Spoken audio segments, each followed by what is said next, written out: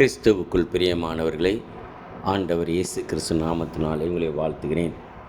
கர்த்தர் கிருபையாய் கடந்த மாதம் முழுவதும் நம்மையும் நம்முடைய குடும்பத்தையும் பிள்ளைகளையும் ஆசீர்வதித்து பராமரித்து பாதுகாத்து வந்தார். அதற்காக தேவனை துதிக்கிறேன், ஸ்தோத்திரிக்கிறேன், நன்றி செலுத்துகிறேன். கர்த்தர் கிருபையாய் இந்த புதிய மாதத்தை காண நமக்கு உதவி செய்திருக்கிறார்.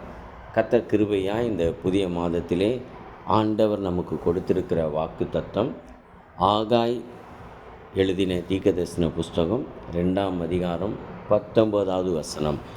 ஆகாய் தீர்க்கதரிசன புஸ்தகம் 2ஆம் அதிகாரம் 19வது வசனத்தின் கடைசி பகுதி இப்படியாய் சொல்கிறது: நான் இன்று முதல் உங்களை ஆசீர்வதிப்பேன்.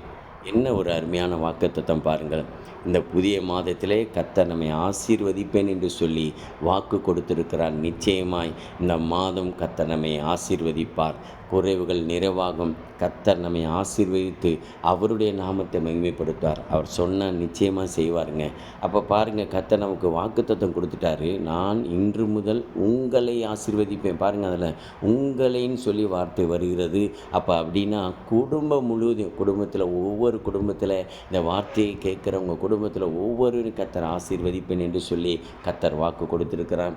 சரி, ஆண்டவர் வாக்குத்தத்தம் கொடுத்துட்டாரு. ஆனால் அந்த ஆசீர்வாதத்தை நாம் சுதந்திரிக்க நான் என்ன செய்யணும்? கர்த்தர் யாரை ஆசீர்வதிப்பார்? அப்போ பாருங்கள், கர்த்தர் யாரை ஆசீர்வதிப்பார்னா வசனம் சொல்லுது. யாத்திராகமம் 20ஆம் அதிகாரம் 24வது வசனம்: என் நாமத்தை மகிமைப்படுத்துகிற எந்த ஸ்தானத்திலும் நான் உங்களை ஆசீர்வதிப்பேன். அப்படின்னா என்ன அர்த்தம்னா, அவன் யாரெல்லாம் கர்த்தரை துதிக்கிறாங்களோ, யாரெல்லாம் கர்த்தரை ஆராதிக்கிறாங்களோ அவங்களை கர்த்தர் ஆசீர்வதிப்பேன் என்று சொல்லி நமக்கு வாக்கு கொடுக்கிறார். 2வது உபாகம் 28:1 சொல்லுது: கர்த்தருடைய வார்த்தைக்கு செவி கொடுக்கும்போது, கர்த்தருடைய வார்த்தைக்கு கீழ்ப்படியும் போது கர்த்தர் நம்மை ஆசீர்வதிப்பார். 3வது நீதிமொழிகள் 28ஆம் அதிகாரம் 20வது வசனம் இப்படி சொல்லுகிறது: உண்மையுள்ள மனுஷன் பரிபூர்ண ஆசீர்வாதங்களை பெறுவான்.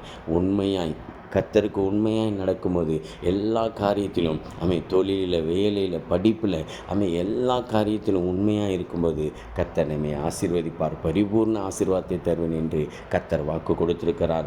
4வதாக சங்கீதம் 115:13 இப்படியாய் சொல்கிறது: கர்த்தருக்கு பயப்படுகிற சிறியோரையும் பெரியோரையும் அவர் ஆசீர்வதிப்பார் என்று கர்த்தர் நமக்கு வாக்குத்தத்தம் கொடுத்திருக்கிறார். கர்த்தருக்கு பயந்து நடக்கணும். எல்லா காரியத்திலும் கர்த்தர் நம்மை பார்த்து கொண்டிருக்கிறார் என்ற பயம் நமக்குள்ளே இருக்கணும். கர்த்தருக்கு பயப்படுகிற இருதயம் நமக்கு வேணும். அதை கர்த்தரிடத்தில் கேட்டு பெற்றுக்கொள்ளணும். கர்த்தருக்கு பயப்படும் போது கர்த்தர் நம்மை ஆசீர்வதிப்பார். 5வதாக சோத்திரம் லூக்கா 6:38 சொல்கிறது: கொடுங்கள், அப்பொழுது உங்களுக்கு கொடுக்கப்படும். தேவ ராஜ்யத்துக்கு, ஊழியத்திற்கு கொடுக்கும் பொழுது கர்த்தர் நம்மை ஆசீர்வதிப்பார்.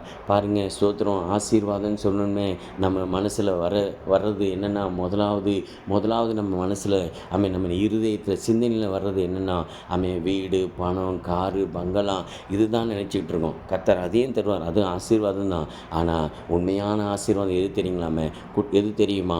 குடும்பமாய் சோத்திரம் ரட்சிக்கப்பட்டு குடும்பமாய் கர்த்தருடைய ஆலயத்துக்கு போய் கர்த்தரை ஆராதிப்பது, குடும்பமாய் கர்த்தரை தேடுவது, குடும்பமாய் ஜெபித்து கர்த்தரை துதிப்பது, இதுதாங்க உண்மையான ஆசீர்வாதம். குடும்பத்தில் ரட்சிப்பு, குடும்பத்தில் சந்தோஷம், சமாதானம் அளவில்லாமல் அந்த குடும்பத்தில் காணப்படணும். அதுதான் உண்மையான ஆசீர்வாதம். ஒருவேளை இந்த வார்த்தையை கேட்குற உங்கள் குடும்பத்தில் யாரும் ரட்சிக்கப்படலாம். இன்றைக்கி சூத்திரம் இந்த வார்த்தையை கேட்ட ஆண்டவரிடத்தில் உங்களை ஒப்பு கொடுங்க.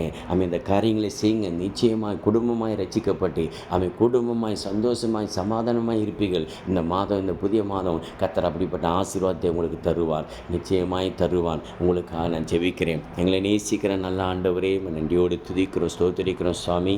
ஆண்டவரே, இந்த புதிய மாதத்தை கர்த்தர் எங்களுக்கு கிருபையாய் கொடுத்து ஸ்தோத்திரம். இந்த வார்த்தையை கேட்குற ஒவ்வொருவரையும் கர்த்தர் ஆசீர்வதிக்க போகிறக்காய் ஸ்தோத்திரம்ப்பா. ஒவ்வொரு குடும்பத்தில் ரட்சிக்கப்படாத பிள்ளைகளை கர்த்தர் ரட்சித்து ஆசீர்வதிக்க போகிறக்காய் ஸ்தோத்திரம். சந்தோஷம், சமாதானத்தை தருகிறக்காய் ஸ்தோத்திரம். சுகத்தை தருகிறக்காய் ஸ்தோத்திரம். ஆரோக்கியத்தை ஆண்டவரே தீர்க்காயசை தருகிறக்காய் ஸ்தோத்திரம்ப்பா. ஆண்டவரே, நான் இன்று முதல் உங்களை ஆசீர்வதிப்பேன் என்று சொல்லி வாக்கு கொடுத்த தேவன் அப்படியே உடைய வார்த்தையை நிறைவேற்றப் போகிறக்காய் ஸ்தோத்திரம். ஆசீர்வதிங்க. தொடர்ந்து ஜெயமனத்தில் இயேசுவின் நாமத்தில் ஜெபிக்கிறோம் நல்ல பிதாவே. Amen, amen, amen. Okay, God bless you. கர்த்தர் உங்களை ஆசீர்வதிப்பார். ஆமென், ஆமென், ஆமென்.